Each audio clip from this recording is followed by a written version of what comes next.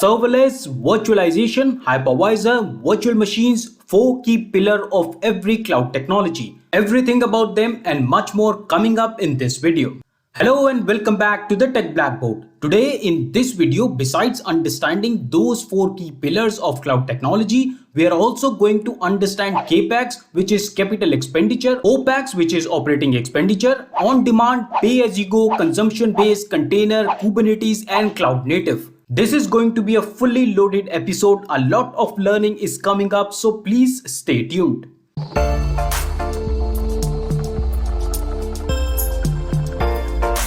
Let's start with understanding what is serverless computing, a very important core cloud concept but equally confusing for many people. So let's first read some of the definitions on serverless computing. The first definition says serverless computing is a cloud computing model in which cloud provider allocates machine resources on demand, taking care of the servers on the behalf of their customers. Moving on with the second definition, it says that serverless computing is a method of providing backend services on an as-used basis. A serverless provider allows users to write and deploy code without the hassles of worrying about underlying infrastructure. I'm sure that you have noted the important sections marked in yellow color. The main takeaway from both of these definitions is that unlike common belief, there are still servers or infrastructure, but someone else takes care of them. And who is this someone else? Well, essentially the cloud providers like Azure, AWS or GCP. Before moving ahead, let me give you some examples of serverless so that you have something to relate the concept with. From the Microsoft Azure stack, we have Azure Functions. The Google counterpart is Google Cloud Functions. And from the Amazon, we have AWS Lambda. So basically, you write simple and normally single purpose code in the language you love, which are attached to a certain event. Cloud functions are triggered when an event being watched is fired. Your code executes in a fully managed environment. For example, Azure Functions can be configured to trigger on events like HTTP trigger, timer trigger, queue trigger, and much more. And Functions supports many languages like C#, JavaScript, Java 8, PowerShell Core 6, Python, TypeScript are just a few of them. To summarize, you develop a piece of code in the language you love and then you deploy the code on a cloud of your choice or also called as serverless platform and you are done. No hassles of servers or infrastructure, just code and deploy. Functions are great example of serverless computing, but let's explore the biggest question that confuses many people. Are there no servers in serverless computing? Let me explain. The term serverless is somewhat misleading. Of course, servers are still there providing all the services, but all the server space and infrastructure are now handled by vendor, or you can say the cloud providers like Azure, AWS or Google Cloud. Serverless simply means that the developers can do their work without having to worry about the servers at all. So from the developer's perspective, as they don't see any servers, it is serverless. But yes, under the hood, there are surely servers. As a developer of serverless application, you are not bothered with the capacity of planning, configuration, management, maintenance, fault tolerance or scaling of containers, virtual machines, physical servers. You just need to focus on application development. As I just mentioned, someone else like Azure, AWS or GCP, cloud providers like these takes care of all the servers and underlying hardware. Friends, how simple it can get. Serverless computing is truly a blessing for application developers. In the coming episodes, I will give you more details on serverless and help you understand what are the differences between serverless computing versus PaaS, which is platform as a service, SaaS, software as a service, and also tell you the advantages of serverless computing. Now let's understand a concept on which entire cloud computing is based, that is virtualization. But before that, friends, my humble request, if you have been learning until now, please appreciate our work by giving us a thumbs up. It is only your likes that makes Mr. YouTube happy and it helps the video to reach more and more viewers who want to learn cloud technologies. Coming back to the virtualization, as the name suggests, it is something virtual and not actual. It is the act of creating a virtual version of something, for example, virtual computer, hardware platforms, storage devices, and computer network resources. Now let's look at some of the definitions. Definition 1 says that virtualization is a technology that allows you to create multiple simulated environments or dedicated resources from a single physical hardware system. Whereas the definition 2 says that virtualization is a process of running a virtual instance of a computer system in a layer abstracted from the actual hardware. Most commonly, it refers to running multiple operating systems on a computer system simultaneously. Now let's understand how virtualization works and helps in cloud computing. And friends, even before I explain how virtualization works in cloud, let's first quickly recall a very related concept called virtual machines.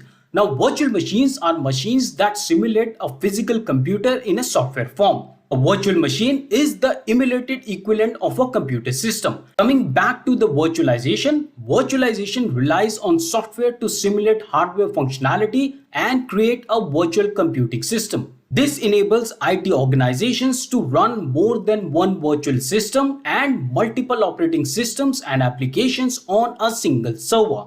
I hope you remember that in part 3 of this series, we discussed cloud computing models. Now, to implement any of these cloud computing models, a cloud service provider needs physical resources like servers, storage devices, network devices, etc. All these resources are built on pay-as-you-go model. Now, it's not practically possible for the cloud providers if they start renting out individual physical resources like servers or storage to every individual customer. The reason is that normally a single user would not be able to consume the entire server or storage or network bandwidth except for the larger organizations. So it would be a really waste of resources and of course not financially profitable neither for the cloud providers or for the customers.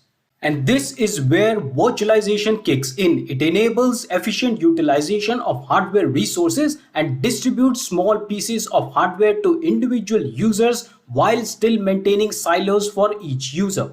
Now, as you can see on the slide, instead of allocating individual servers or storage or any other service for that matter, virtualization enables optimum use of resources and underlying hardware, giving maximum resource utilization and of course the best cost optimization.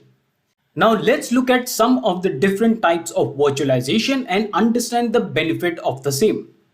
Here on this slide, you can see that we have 3 types of virtualization. The first one is server virtualization. The second one is network virtualization. And then we have third one as desktop virtualization.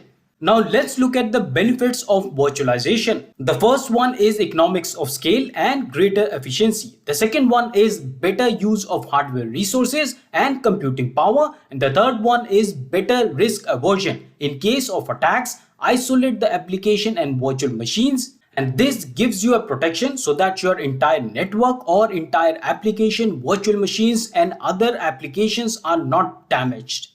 Now let's understand what is hypervisor. But before I tell you what, let me first tell you why hypervisor is needed in the first place. So friends, it's important to understand that actually it is hypervisor that makes virtualization possible. Thus, it is important for us to now understand what is hypervisor.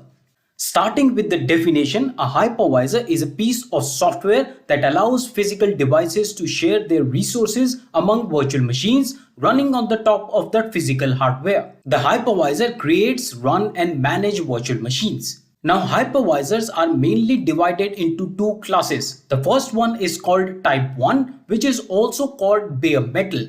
The type 1 hypervisors run guest virtual machines directly on a system hardware, essentially behaving like an operating system. On the other hand, type 2 hypervisor, also known as hosted hypervisors, runs within an operating system that's running on a physical hardware.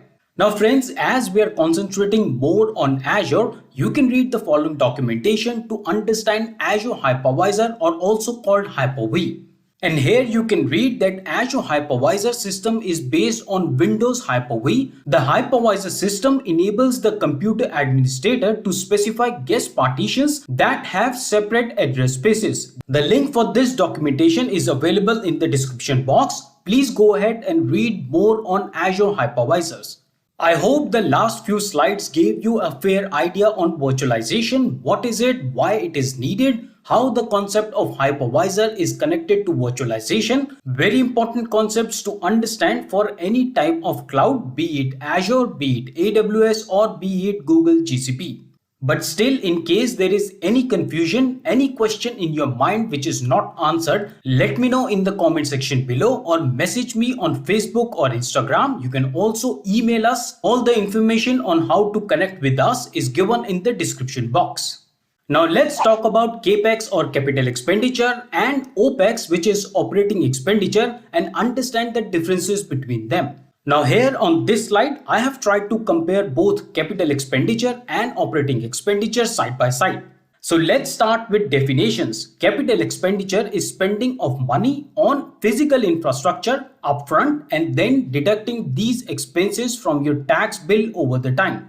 On the other hand, operating expenditure is spending money on the services or products now and being billed for them now. You can deduct this expense from your tax bill in the same year. As I mentioned in the definition, capital expenditure is the upfront cost which has a value that reduces over the time and usually has no recurring cost. But on the other hand, OpEx is a recurring cost. And while the capital expenditure are major purchases a company takes that are designed to be used over the long term. But on the other hand, OpEx are day-to-day expenses a company incurs to keep its business operational. So what are the examples of capital expenditure? These includes physical assets such as buildings, equipments, machinery, or vehicles. While on the other hand, OpEx examples include salaries, rent, utilities, property taxes, and cost of goods sold. Because we have more focus on Azure, let me give you some examples of capital expenditure from the Azure world. Deploying your own data center and Azure reserved virtual machine instances are few examples of CapEx, while Azure virtual machine is an example of operational expenditure. Once again, quickly summarizing, capital expenditure is the money that is spent to acquire, repair, update, or improve a fixed asset such as building or data center or any other equipment. In contrast to this, OpEx is your operating cost, the expenses to run day-to-day business like services and consumable items that get used up and are paid for according to use. In the last part 3, I told you a lot about cloud computing models like IaaS, PaaS, SaaS, FaaS, CaaS, and many more, and left you with network as a service and asked you to do some research on the same and understand it better. I am sure that all the serious cloud learners must have done some research, but for the broader benefit of all the viewers, here are my 2 cents on network as a service.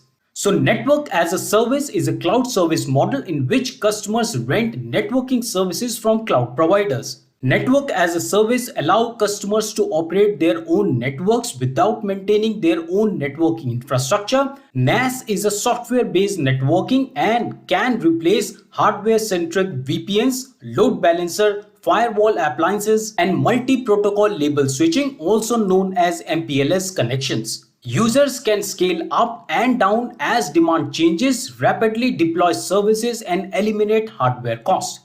Besides NAS, other computing models that we discussed in part 3 are here. In case you are interested to learn more, link for the part 3 is available in the description box.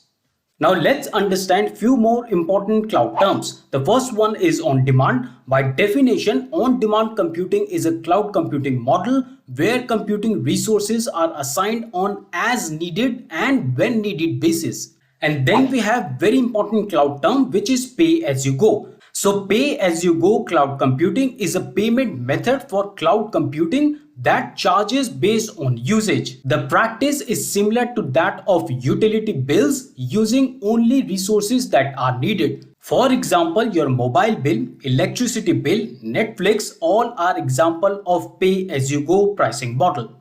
And then we have consumption based. So the cloud computing pricing model where customers are charged for how much of services they use rather than a block of time. So pay as you go and consumption based are very similar concepts. And here comes a very important concept which is called container. A container is a virtualization instance in which the virtualization layer runs as an application within a shared operating system, enabling the use of multiple isolated user space instances. As opposed to virtual machines, containers do not require a full operating system for every instance. A very popular example of containers is Docker. And now comes a very related concept with container, which is Kubernetes. So Kubernetes is an open source platform from Google that organizations use to manage containerized workloads and services. In addition to being portable and extensible, Kubernetes comes with support, tools, and services to help developers run their production workloads at scale. And finally, we have cloud native. You might be hearing this term very often in cloud environments. So basically, cloud native solutions or cloud native applications are built specifically for cloud platforms. So that was all for today, or should I say this is just a beginning. There are tons of more cloud concepts to be understood. In fact, all that we have learned today will be covered in much more details in the coming episodes. So do not worry in case you have not understood any concept today. Everything will become more clear as we move ahead in this course. We are going to cover all the cloud concepts. We will repeat what we have learned on many occasions and in many different styles so that you get to the root of cloud concepts. I can just say that until now it was just an appetizer. The main course will start next week. In the next episode, we will start with the very first skills measured. And friends, I hope that you have downloaded this bulleted list of syllabus that I created just for you. The link for this PDF file is given in the description, and here you can see the syllabus of Microsoft Azure Fundamentals or AZ-900. We will start with the very first section, Describe Cloud Computing. And before I close this video, friends, I just want to say that it takes a lot of effort to create videos like this. And besides that, YouTube algorithm really values engagement from the viewers. So if you have genuinely liked the video, please press that like button, subscribe to the channel, press that bell icon and get timely notifications of our all upcoming fully loaded cloud videos. Please do care to share our videos with your loved ones, and as always, share your comments and feedback. There are many ways to connect with us, all flashing on your screen and also available in the description box. Thank you so much for learning with us. I will see you in the next video. Till then, stay fit, keep learning, and thanks for watching. If this video has added any value in your learning, a like and subscribe is highly appreciated. Share this video in your family and friends to spread and expand their learning. Your comments and feedback give me a chance to interact with you, and I look forward for them. We will meet again in our next video. Till then, stay fit, keep learning, and thanks for watching.